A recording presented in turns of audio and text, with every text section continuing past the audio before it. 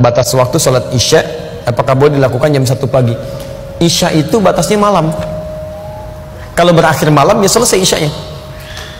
Kapan batas malam itu? Jangan dihitung pakai waktu ya, dihitungnya pakai penggunaan dalam kalimat Al-Quran. Perhatikan sini.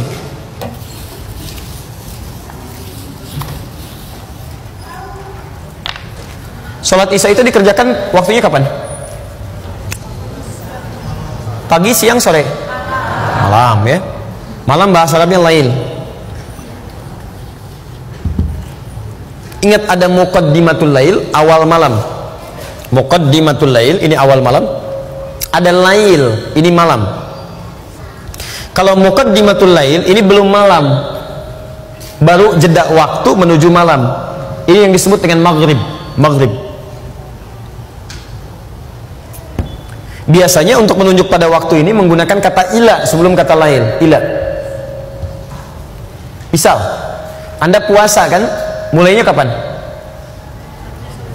Subuh. Baik. Bukannya kapan? Maghrib kan? Maghrib. Ketika menyebutkan maghrib, kalimat Qurannya ini ilal lail.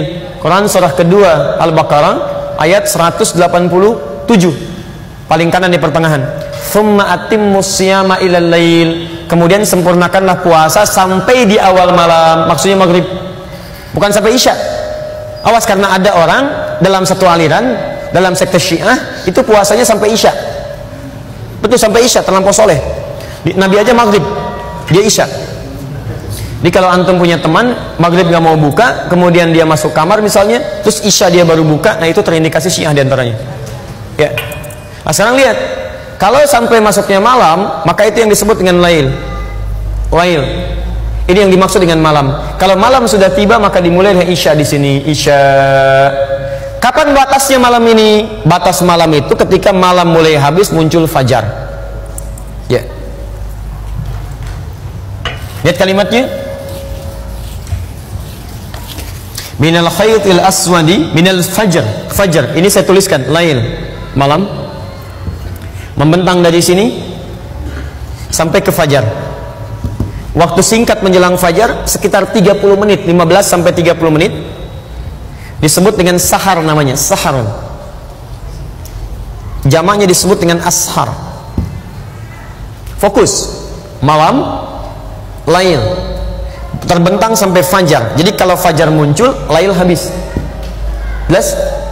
Jadi kalau Anda tanya bagaimana kesempatan saya sholat isya, maka yang diutamakan satu, tunaikan tepat pada waktunya.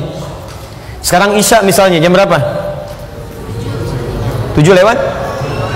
Baik, di Bekasi 7 lewat 7 misalnya kan? Baik, 19 bisa di sini lewat 5. Maka ketika muncul adzan, Allahu Akbar menunjuk pada waktu ini, maka dimulai sholat isya. Terbentang luas. Terbentang luas. Tapi keluasan ini pun diikat dengan waktu yang paling utama. Yang paling utama, tunaikan tepat waktu. Kalau Anda terbiasa tahajud, takut kehilangan tahajud, boleh kemudian Anda jadikan sholat isyanya diakhirkan. Kalau Anda terbiasa tahajud, ingat, hadis mengakhirkan sholat isya itu adalah hadis yang disampaikan kepada Nabi ketika meminta orang ini, khususnya sahabat Umar bin Khattab radhiyallahu ta'ala anhu, supaya tidak ketinggalan tahajud. Beliau akhirkan sholat isya itu supaya bisa bangun tahajud. Karena umumnya orang kalau belum mengerjakan yang wajib akan biasa lebih kuat motivasinya bangun dibandingkan dengan yang sunnah. Nggak percaya begini, bapak ibu belum sholat isya, silahkan tidur, malamnya pasti bangun. Karena ada beban yang merasa belum ditunaikan. Tapi kalau Anda misalnya maaf sudah sholat isya, kemudian Anda tidur tidak terbiasa tahajud, itu bangunnya boleh jadi bisa mendekat ke subuh. Jelas ya?